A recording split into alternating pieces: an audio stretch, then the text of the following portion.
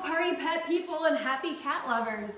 I'm Amber, aka Eatdrinkcat, and I'm here with my associate, Harley, aka Harley Snacks, Wiley Cat, Wiley Snacks, Round Kitty, Fatty Kitty Catty, beautiful girl. And also, apparently, lewd kitty. You're not supposed to do that right now. Look. Okay. I guess I'm going to be answering most of the questions because my associate doesn't seem to have much to say right now. Question number 1. Why does my cat's breath smell so bad? Well, I don't know. I don't know the last time you took a shower. I took one last night. But I know that when I take a shower, I actually go in the water and then I rinse it all off and I use lovely fragranted soap and have a lovely time. What I don't do is what Harley just did.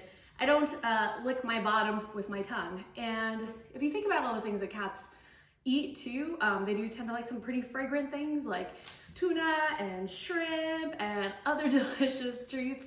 And you know, that obviously you kind of are what you eat. So that's probably why their breath doesn't smell the best.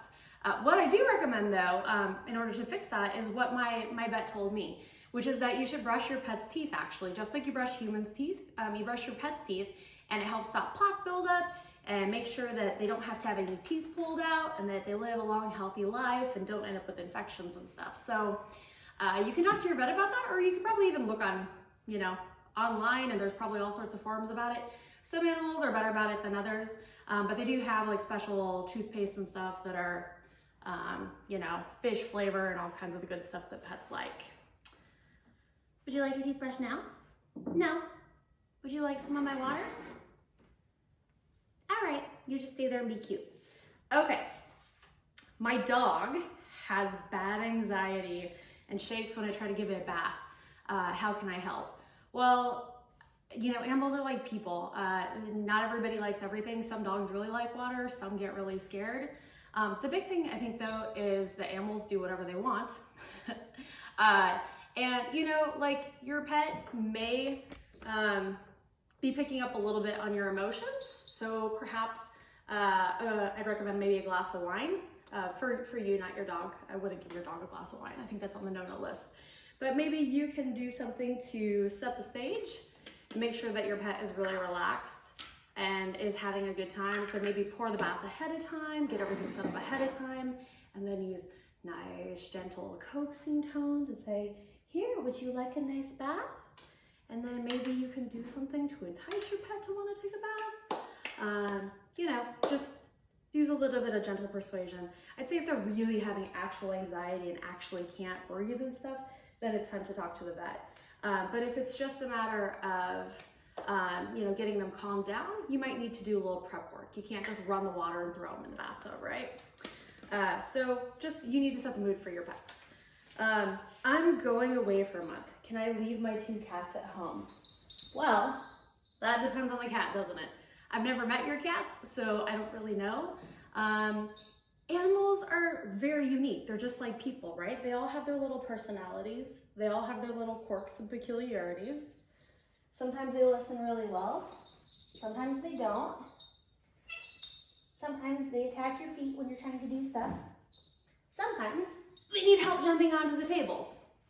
But yeah, so it depends on the cat. If you have cats that are really attached to you and have a hard time anytime you go anywhere, if they want to pester you anytime you do anything, if they get really sad if you're out of their sight, then I probably wouldn't recommend leaving them home alone. There's different like sitters. Maybe you can get a sitter to come to the house. But if you have really independent cats that can get treats for themselves out of the corner, not like Harley, she needs all the help, then you might be able to consider doing that. One thing I recommend though is maybe get like a little camera or something so that you can watch them. Even if you have someone coming every day to feed them and do litter and that kind of stuff, you know, injuries and stuff can happen to pets just like they can people. And if someone's not there to attend to them right away, you can have a cat that gets cut and is bleeding or is hurt or just gets, you know, stuck and can't get a treat out of the corner, and that can be really aggravating and exasperating. So depends on the pet.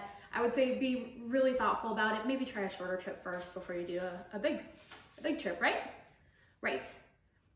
Or just pack your own toys and come along.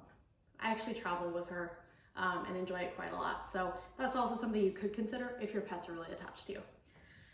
Anonymous asks, you know it's a good question when it's anonymous and they don't want to say who they are, right? Anonymous asks, how do I stop my dog rummaging through my dirty laundry when I'm gone? And why do they do that? Well, your dirty clothes are basically Disneyland to your dog. Dogs have a way better sense of smell than people do, so do cats. They have a very good sense of smell. So, you know, they're just enjoying the lovely bouquet. It's like when you go and you smell roses and chocolate and lovely things, they go and they smell your feet and other things, like your feet.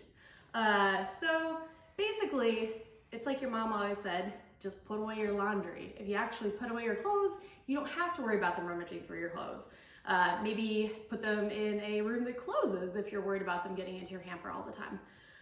Otherwise, you're just gonna have to deal with a sock and pants stealing dog. So, all right, well, my associate has decided that our time is up for today. So any other questions, feel free to drop a line. We're Eatdrinkcat. All right, we hope it helped.